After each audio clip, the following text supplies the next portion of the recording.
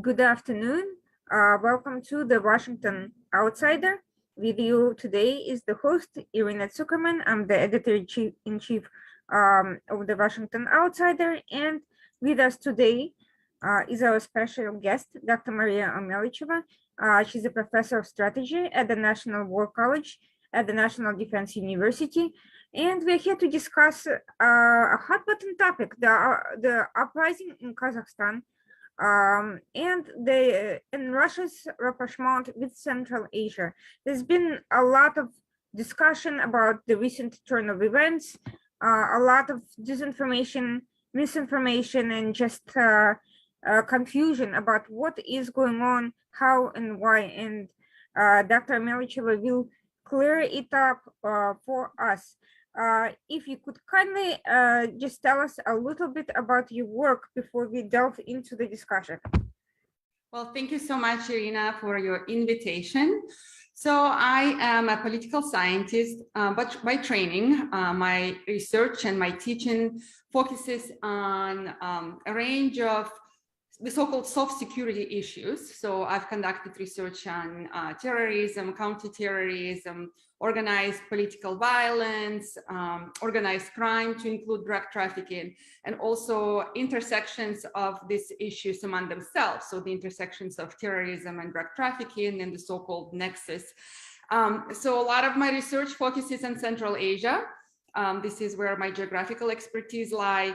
And I've also looked at Central Asian republics' relations with China, Russia, and other players in the region. So that's kind of a summary.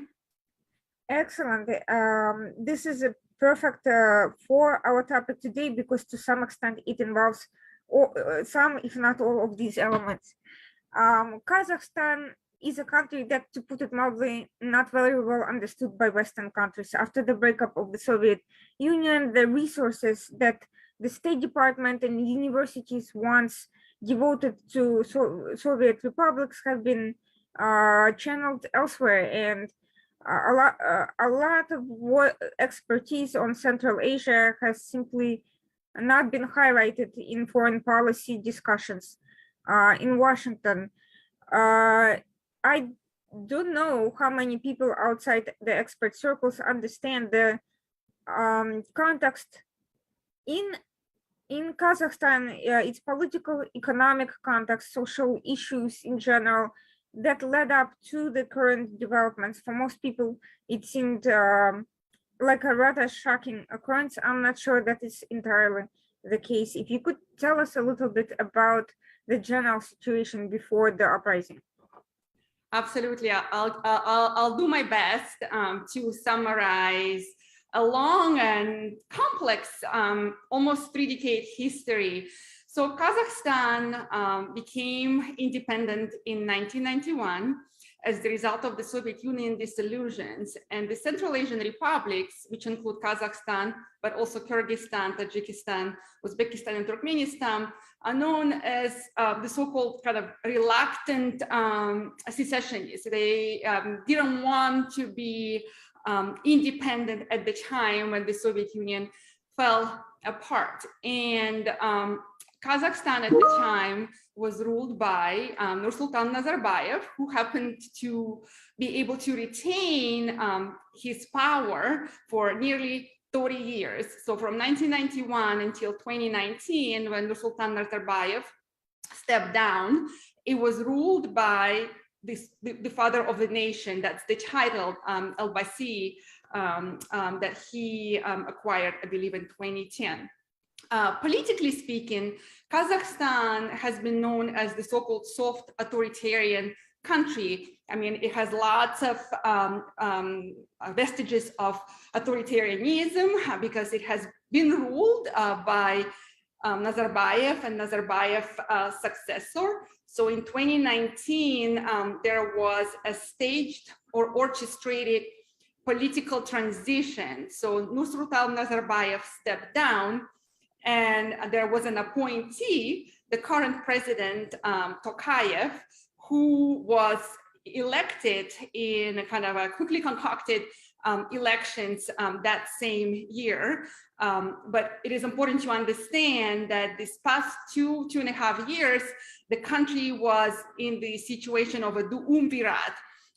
So Tokayev continued ruling the country in the shadow of the previous president, who retained a lifelong post as a chairman of the National Security Committee. And by all accounts, he and his family members and confidants were able to exercise decisive influence over various aspects of economic politics, security, and so on and so forth. But again, politically speaking, it's been an authoritarian, soft authoritarian state that allowed for the existence of some aspects of civil society. There have been some semi-independent media outlets, but nevertheless, there is no true political opposition. Nazarbayev has retained the post of the chairman of Nur-Otan party. This is the ruling party. It has been the ruling party of Kazakhstan for many years. So there is no true systemic opposition in Kazakhstan. As a matter of fact, the last party in opposition, the Democratic Choice of Kazakhstan, was designated as an extremist party with his leader currently in exile. So that's a little bit of a context, but it is soft authoritarian state because, as I said, we can see nascent and growing civil society. And I think it's very important because Kazakhstan, which has been known as the beacon of stability in a very volatile region, he borders other Central Asian republics. Tajikistan emerged from the Soviet past and immediately plunged into a bloody civil war. Uzbekistan, especially earlier in 1990s and 2000s, had experiences with terrorist Islamist danger. And Kyrgyzstan had inter-ethnic skirmishes and tensions. So Kazakhstan seemed to kind of dodge all of those bullets. So it is also been viewed as kind of modern, rapidly developing state that benefited from a lot of natural wealth, mineral fuels, and some other natural resources that the Nazarbayev government has used to not only buttress themselves in power and enrich his family and use the rents of those strategic resources to build patronage network and consolidate control over the republic. But the government of Kazakhstan can also be credited for a number of good policies. They put resources into education, most notably the Bolashak program, where they would identify the brightest, the most promising young individuals and send them to get education in the United States, in other universities in the Western countries, and then they will return and take posts in the government, in the business world. So there have been a number of kind of good programs because Kazakhstan has always positioned itself as kind of a champion, as a leader at the regional and even international level. So for those who've not been watching Kazakhstan very closely, of course, the protests and the riots, they came as a big surprise.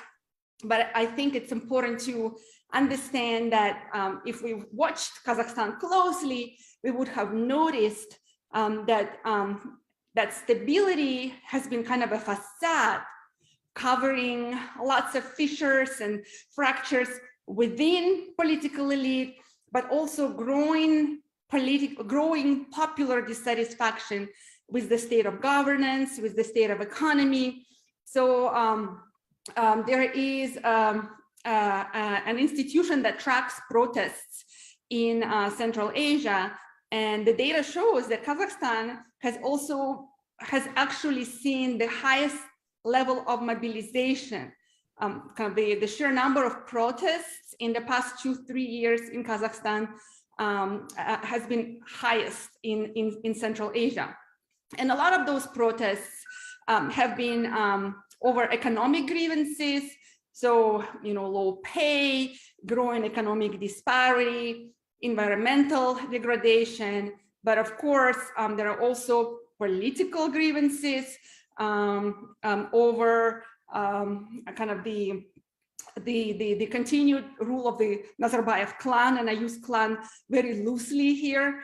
The lack of political freedoms, the lack of political choice, religious restrictions, and so on and so forth. So going back to the beginning of this year, on January 2nd, protests erupted in Zhanaozen, which is the western town of blue collars employed in oil industry. And this is not the first time that protests erupted in this town. As a matter of fact, Zhanaozen was a site of a labor strike in December of 2011 that was met with the government repression that resulted in a large number of casualties. So the protests were triggered by the imprudent government decision to lift fuel prices by twofold. And so initially the protests were kind of economic or socioeconomic in nature, but they quickly spread thousands of miles across the country into a lot of major cities and towns and villages. And one of the reasons for why this spread was so rapid had to do, again, with the fact that this is not the first time that Kazakhstan has experienced protests. Protests have become kind of a part of day-to-day reality of the Kazakhs. And, we are still not out of pandemic, and the 2 years of pandemic really added much more hardship to, to people's lives.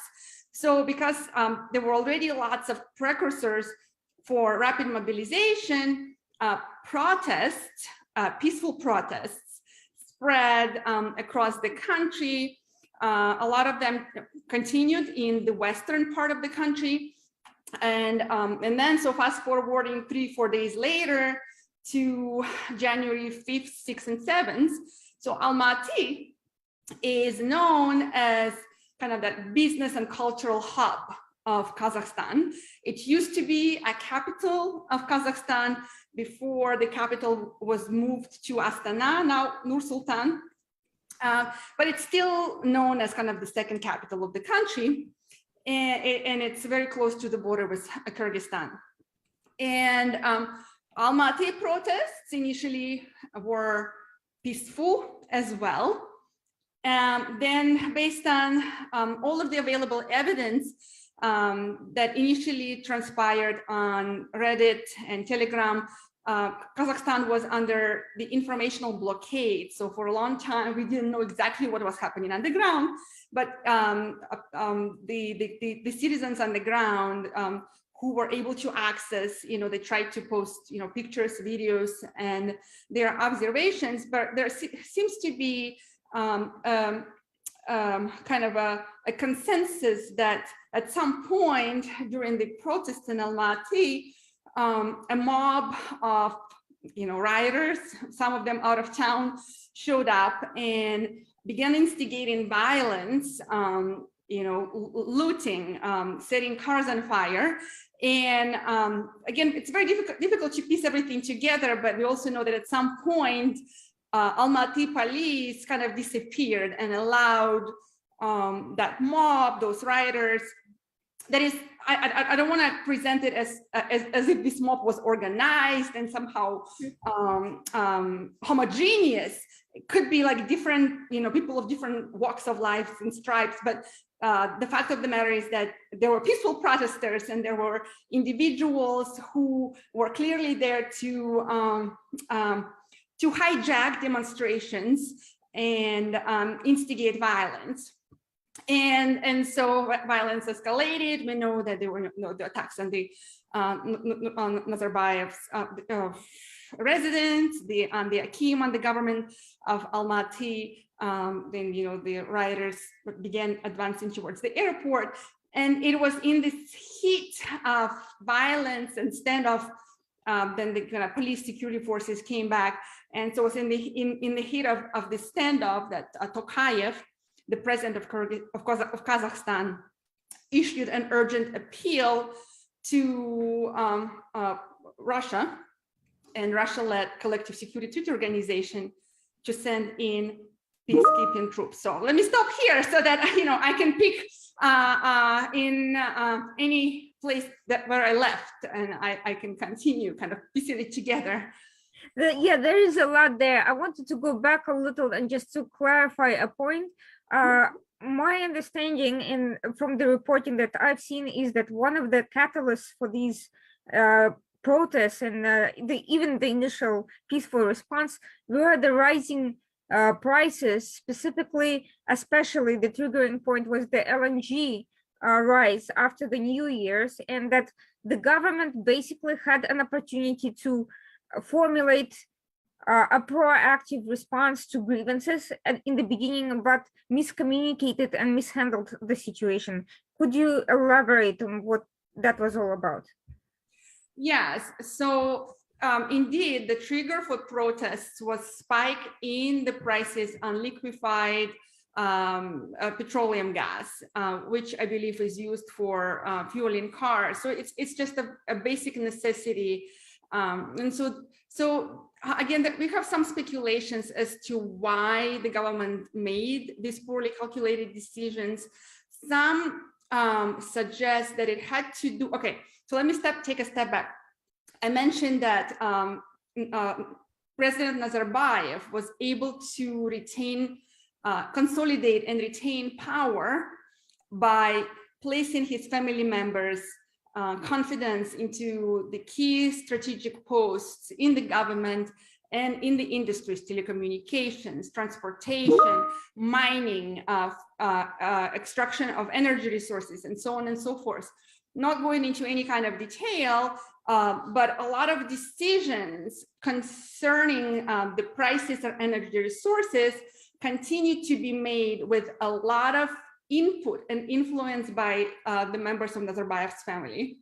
Okay, and so even in that decision, that decision already demonstrates some kind of tension that existed within the elite, that intra-elite split, that the President Tokayev himself was under the pressure, and his government that he later dismissed was under the pressure to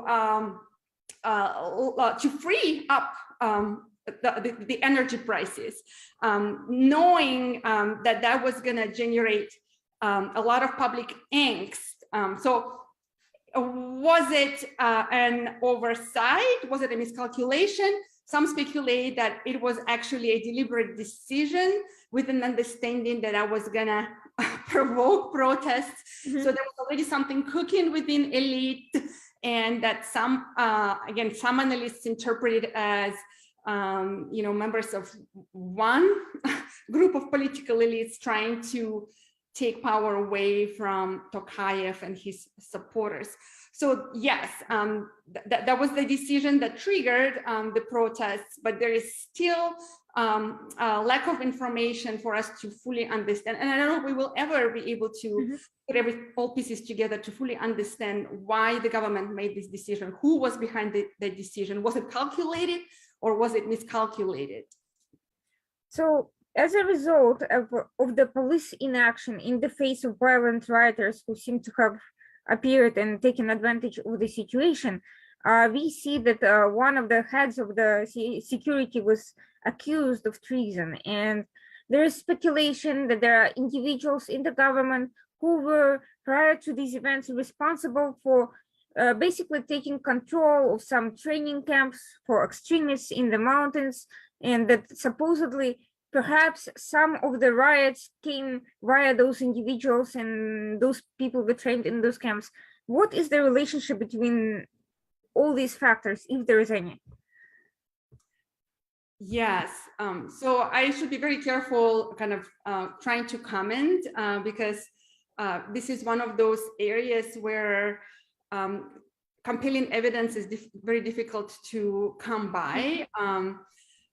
So what you're referring to was an explosive interview that was published by one of the Russian sources that was given by ex-advisor to Nazarbayev, who accused Kazakhstan's National Security Service, KNB, in running secret training camps of militants, some clay militants with foreign fighters' experiences and training, and so that those groups were brought in to hijack peaceful protests and provoke what they probably hoped would be government repression, very stern response to the protests.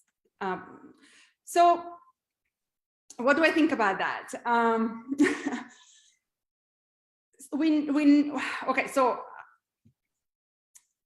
there are a few analysts who believe that security services in Kazakhstan and security services in other Central Asian republics forge ties with, in my view, criminal groups.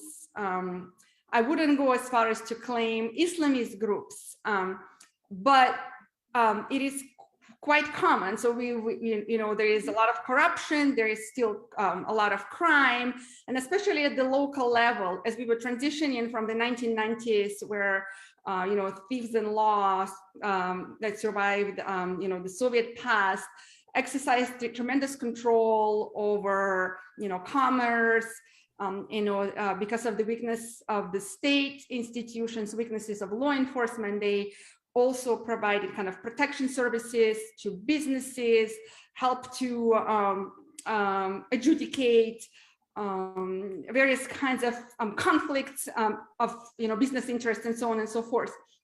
And so as those states got stronger and stronger institutionally, there was an effort to extend state power into all of those areas of commerce and transportation and mining. And in the case of Kazakhstan, and in the case of some other Central Asian republics, it was done at times by striking different kinds of bargains with criminal groups, especially at the local level.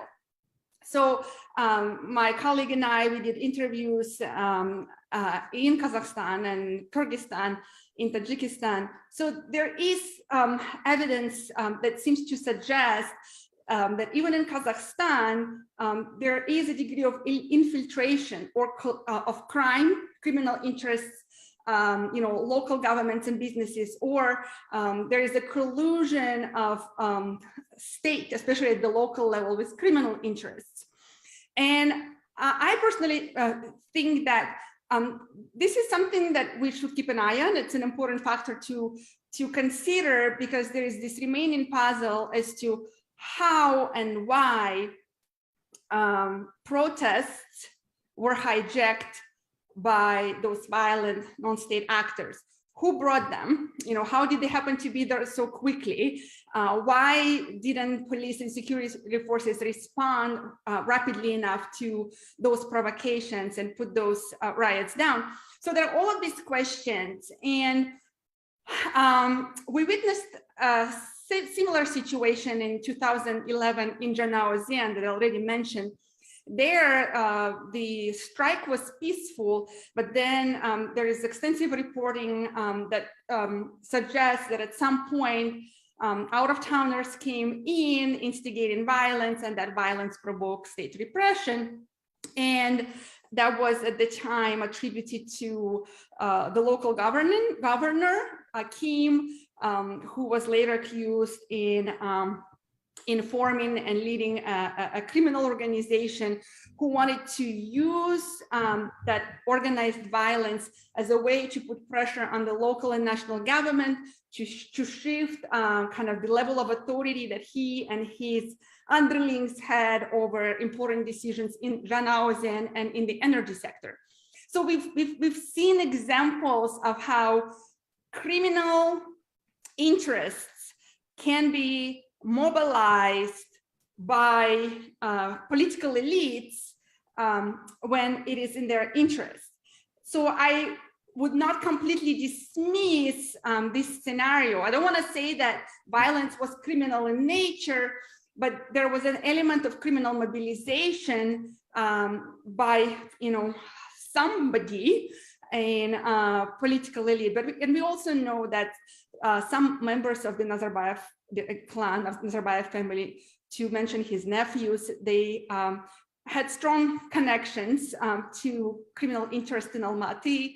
The younger brother of Nazarbayev owned one of the largest bazaars by Almaty, and so on and so forth. So once you kind of try putting it all together, I think the more plausible story is that it's not that KNB, Kazakhstan's security services, ran some kind of training camps. It's more likely that those in KNB, they had ties to criminal groups with kind of readily available criminal youth that could be mobilized for instigating violence to provoke certain kind of government response or to put pressure on the government.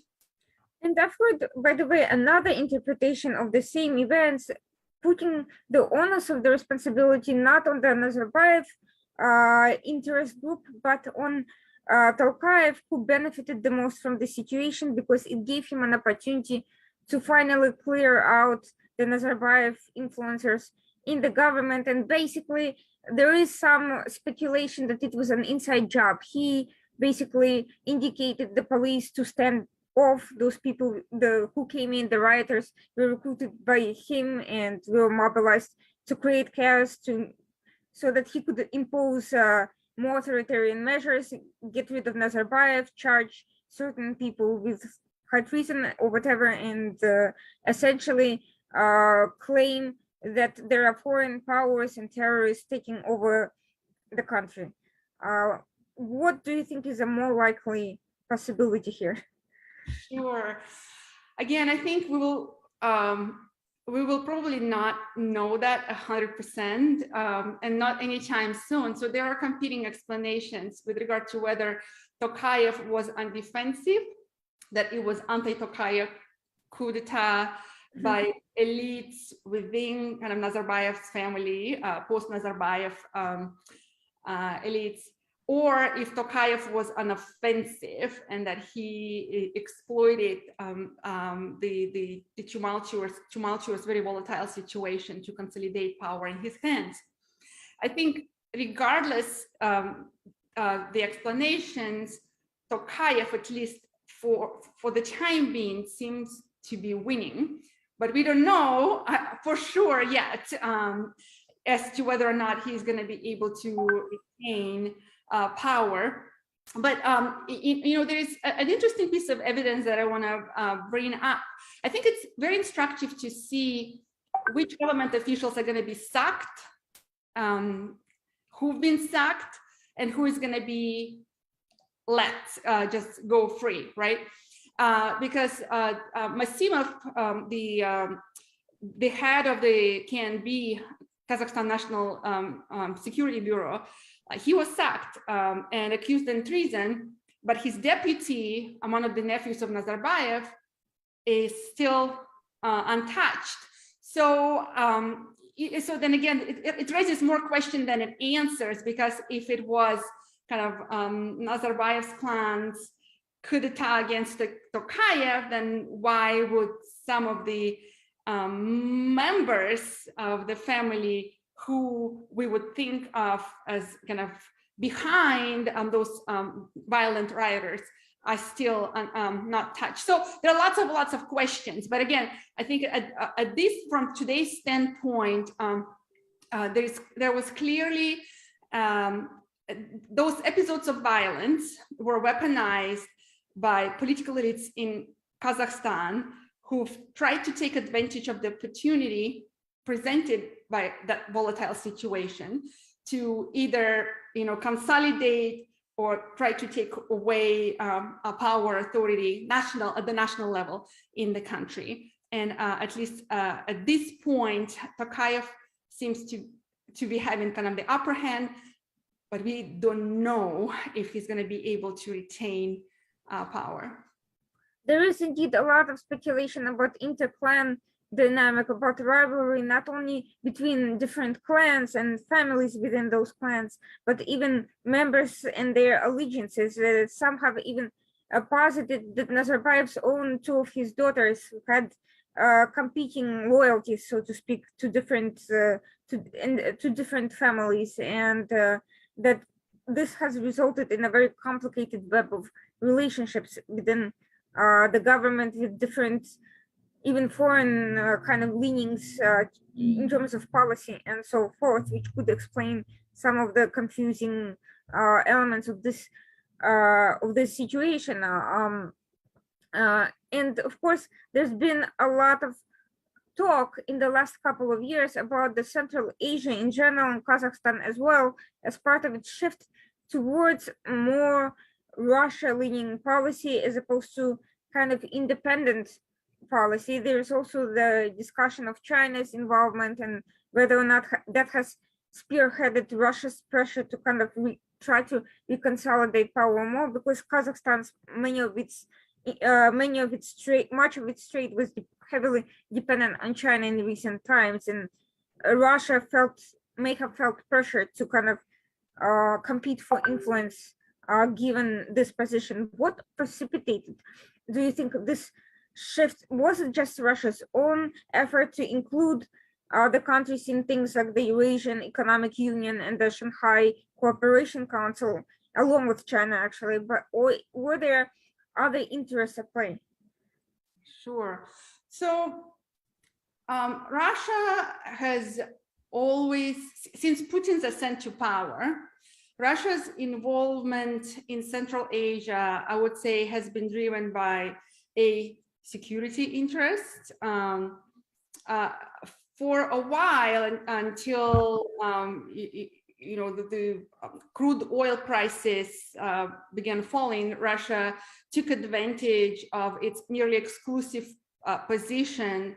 The pipeline infrastructure was the only available to Turkmenistan and Kazakhstan to export. Those are landlocked states, so Russia exploited that ownership of pipelines to buy cheap gas from Turkmenistan, for example, and then resell it for higher price to other partners, but that time is gone. And so with the loss of those opportunities and with the emergence of China's Belt and Road Initiative, Russia still has economic interest, and Kazakhstan is one of the major trade partners with Russia.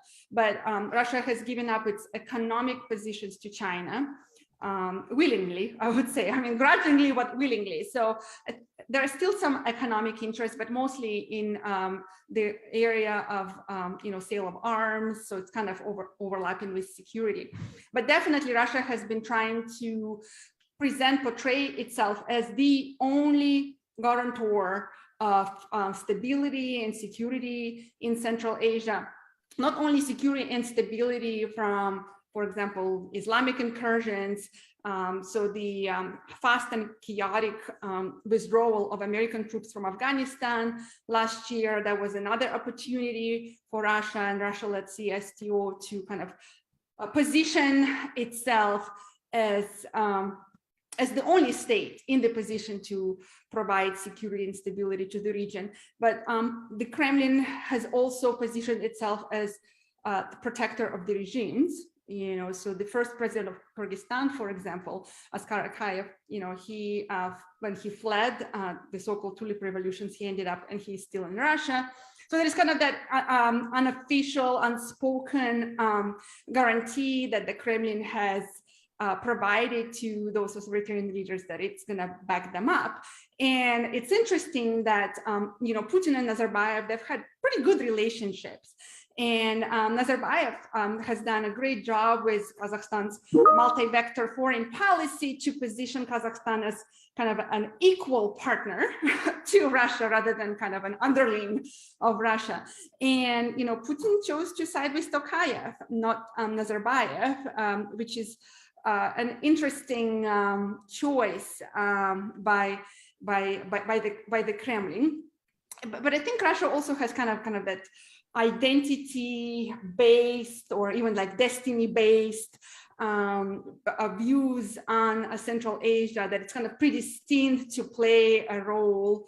Kind of it goes back to its imperial past, its great power identity, and so on and so forth. So all of that continues linked in Russia to Kazakhstan and to other Central Asian republics, which is not to say that the Central Asian leaders are necessarily going along with Russia, and each Central Asian leader has successfully played Russia off other great powers in the region, to include China and until recently the United States. Well, the US has been somewhat absent from the region. I'll actually get back to that point and regarding certain speculations regarding with this administration, but there are some talks about whether Tokayev was soliciting Russia's assistance in this particular matter, specifically to get rid of Nazarbayev and establish his own independent relationship with Kremlin at the cost of his rival, or whether Russia simply took advantage of the opportunity as one of the only powers who could assist. To begin with, and Tokayev was basically mishandling the security situation to the point that he had no choice. I'm not really sure which one of these is more accurate, but I was curious what you think about that. Sure. I don't think, I think the protests and the requests, so they came at a very inopportune moment for Russia. I don't think Russia kind of gladly embraced. I think the Kremlin would have rather not be dealing with the situation in Kazakhstan. Why? Because the news cycle is so quick nowadays. If you look up headlines about Russia today, just a couple of days ago it was Russia Kazakhstan. Today it's Russia the United States because of the strategic security talks. Mm-hmm. I mean, Russia is much more concerned about Ukraine, and we know that it's been keeping a large contingent of forces. There have been a lot of speculations and concerns about possible land-based invasion by the Russian troops of the territory of Ukraine. Russia really wants to break the impasse in Donbass, really wants to use this kind of to put pressure, to blackmail the United States, to give the Kremlin guarantees of Ukraine's non-inclusion in NATO, and that NATO would not continue enlarging or placing its troops or weapons on the territory of the former Soviet Union republics, to exclude the Baltic states. So Russia is really was getting ready to the meeting that took place today. And I think the situation in Kazakhstan took it by surprise. And I think the Kremlin strategists understand that it may not pan out in Russia's favor, because Russia supported Tokayev. But the perception of Russia in Kazakhstan and in broader Central Asia does not always favor Russia. Even though we have a large Russian ethnic minority, the ethnic element has been conspicuously absent from protests, in part because of the fears of kind of that nationalist Kazakh anti-Russian sentiment, and all of the consequences.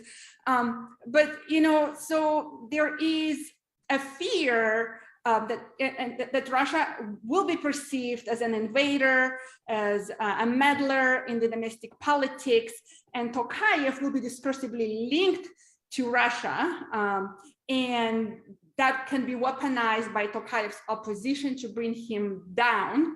So I think this is something that Russia is concerned about. And so I think it was kind of a situation of despair when Tokayev really felt very wobbly as far as his ability to retain power in the country.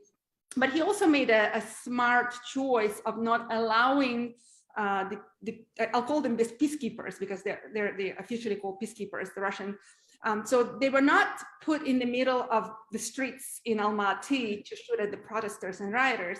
Rather, they were sent to guard Almaty's airport, to protect the strategic sites of missile tests and Baikonur and so on and so forth. And the hope is that it's a short operation and that in a few days the troops will be out, even though Secretary of State Blinken today said that we'll see. And when Russians Russian troops come in, they don't, there is no haste. They're usually not in a haste to leave. And Russia was very upset with that comment. Well, I did notice that aside from this political back and forth, some analysts did speculate that it's unclear how long the security situation itself is going to last, especially given the recent complications such as the government actually firing at the protesters, and there's been some of the protests merging between the peaceful and the rioters and making it even more difficult to kind of separate the measures that need to be taken in order to handle the situation. So if the forces of Kazakhstan themselves were unable to deal with the situation, and if the situation continues to not be resolved with within a reasonable amount of time, it's questionable that the peacekeepers and so forth will leave. So far, I have not heard any statements from the government indicating any specific timeline for their withdrawal, at least. But of course, there's also been some speculations, conspiracy theories that actually the Ukraine scenario, on the one hand, yes, it challenges Russia's resources in dealing with other operations, but on the other hand, it serves as a cover and facilitates smaller power grabs where there is a more willing counterpart. So it could be some mixture of both. So I'm curious what you think of that observation. So my personal opinion, again, it's my personal opinion. I know that there are quite a range of takes on this issue. I think the Russian government is a pragmatic and calculating, even though sometimes they act emotionally. I think they understand that Russia itself has a high protest mobilization potential. Just a year ago, Russia experienced some of the largest geographically speaking, and just the sheer number of protesters that turned out in response to the jailing of Alexei Navalny, the critic of the Kremlin, upon his return from Germany, where he sought treatment of poisoning. And so I think, and so the jailing of the Kremlin's critic was a trigger, but the underlying sources of grievances were much broader, to include, socioeconomic, environmental, of course, political, and so on and so forth. So kind of on the greater scheme of things, I think what happened in Kyrgyzstan, so you have sprawling poverty, economic stagnation, low salaries, and so on and so forth. So it's very similar to what the Russians are unhappy about, plus COVID, multiple waves of COVID. And so the government understand that there can, and a lot of triggers are unforeseen. So anything can trigger another large wave of protests. And the Russian government has quite a range of tools in its repressive toolkit. But even though it used repression against the most recent series of protests in January and March of last year, however, it avoided using lethal force. It has lethal force in hands, but it avoided using that. And I think, it's going to be no turning point once the government uses it. It's going to be, situation will be very much destabilized, and the government of the Russian Federation would rather not go that far. So I think they don't. So I put this argument forward even with regard to Ukraine. I don't think that the government wants to invade Ukraine, because that would be that trigger, that unpopular war that will have detrimental economic consequences, in part because of other new sanctions from the West. That would trigger just a wave of protests in Russia. And I think another land grab in the other part of the country would also be highly unpopular in the Russian Federation. So I don't see the Kremlin going in that direction, because Putin's, I mean, if anything, what Putin learned from Kazakhstan's experience is that he shouldn't be experimenting with the orchestrated political succession transition. That there have been some speculations that he may appoint kind of an anointed successor before 2014 presidential elections in Russia. I think this is out of question. I think Putin is going to run for the next presidential term in 2024. I think that's the biggest lesson that the Kremlin learned from Kazakhstan. But if that's the case, you know, Putin's ability to kind of navigate all of those turf wars among the patronage networks within Russia depends on his still high popularity, even though it's been, you know, plummeting, but he's still highly popular. There is, you know, he's been successful in clamping down on any kind of systemic and non-systemic opposition. So I don't think his government will go and do something that will jeopardize already shaky standing of Vladimir Putin among the Russians at this point. So I don't see either Ukraine's invasion or a land grab in Kazakhstan, which shares the longest border, land-based border with Russia in Far East. So essentially, Russia is pushing the envelope on many fronts. It's trying to use economic leverage. It's trying to find willing political counterparts to extend its influence, but it prefers not to use outright invasive tactics simply because it creates more challenges than solves its, you know, addresses its own agenda. That said, I don't think it should be ruled out of the question that if push comes to shove, to save face, Putin will do whatever it is needed if there's no other way out, the way I see it. So that actually brings us back to the United States in the final part of the conversation. I know you have to leave soon. There's been a lot of speculation about this administration's slow and muted response to the events. Some assigned it to the general approach of this administration to any foreign policy issue, whether it's weakness, whether it's a particular mindset, you know, non-interventionist approach, whether it's kind of a wait and see situation, lack of expertise in certain areas. Others have pointed to a potential political interest of certain aspects of the administration in certain outcomes, claiming there's basic corruption or corrupt relationships between, for instance, Hunter Biden and some of the government officials, and comparing it to his unqualified assignment to a Chinese cobalt company. I have so far not seen any hard evidence of that other than one photo and one email indicating some level of personal relationship, but I'd be curious to see what do you think about that. I fully share kind of your very kind of concise. So yes, the United States has been in a wait and see, and I understand why. Central Asia is not a priority. It has never been, it will not be. There was a strategic interest in maintaining relationships with particularly Uzbekistan, Kyrgyzstan, because the United States used to have bases there when it led the Operation Enduring Freedom in Afghanistan. So when the United States left Afghanistan, there were reports that the United States government conducted negotiations, I believe, with Uzbekistan and Tajikistan about the possibility of setting up U.S. bases there for conducting over-the-horizon operations in Afghanistan. That triggered a lot of consternation from Russia, but there were also reports that the Russians offered the United States to use Russia's base in Tajikistan for those purposes.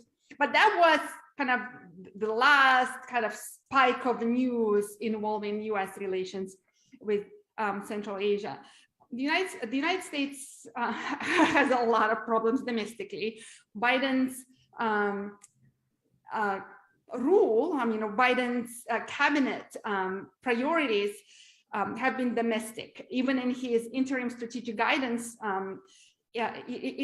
which was very unusual when we think about national security strategy, national security strategic concerns. It's usually about something that is foreign to the country. That's not the case about Biden's interim guidance, which focused a lot of attention on building domestic unity, really closing that polarization, fragmentation domestically.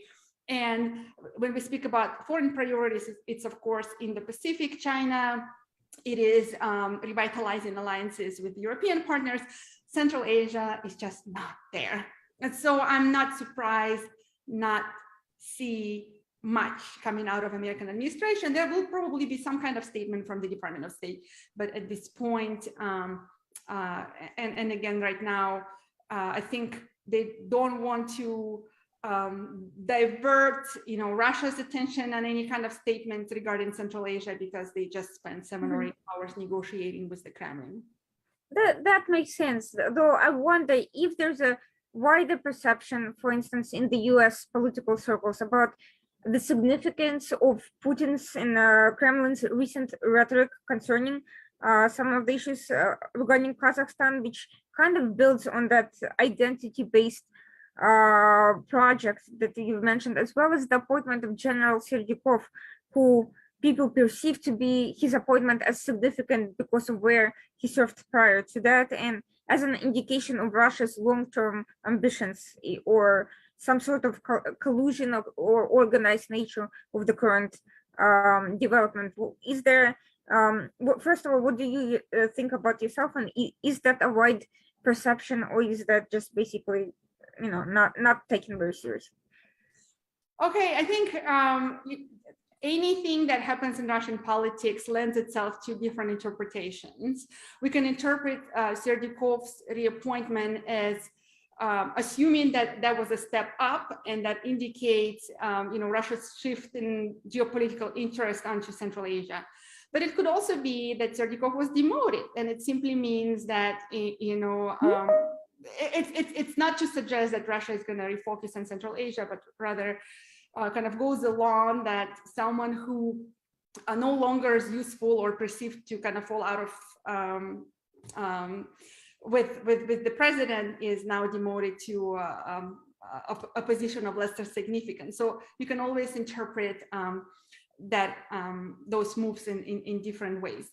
But for the listeners, if you're interested in kind of learning more about the corruption and the ties of the leadership of Central Asian republics with other Western states, there is an excellent book, Dictators Without Borders, by Alexandra Cooley and John Heathershaw. So that's a great read. It's probably the best account to date, what's going on. And if you're looking for more fodder for conversation, most of Nazarbayev's family's wealth is in London and in the UK. So again, I'm not making any kind of conclusions there. But if someone is going to be looking for any kind of connections along lines of corruption and so on, then you can find more likely than the United States. Yeah, it's funny because I did hear, UK come up mildly in the conversation, but surprisingly, its role has not been widely discussed, and I think that is something that I hope to discuss at another time, because it is certainly worth discussing.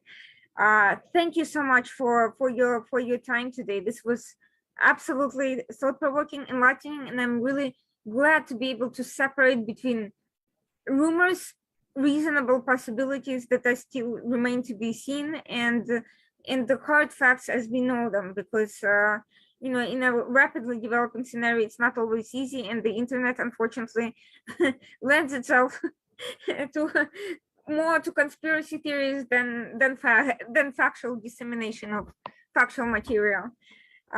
Thank you very much, and thank you for the recommendation as well. I will be sure to check it out. Thank you. Have a great day. Bye-bye. Bye. You too.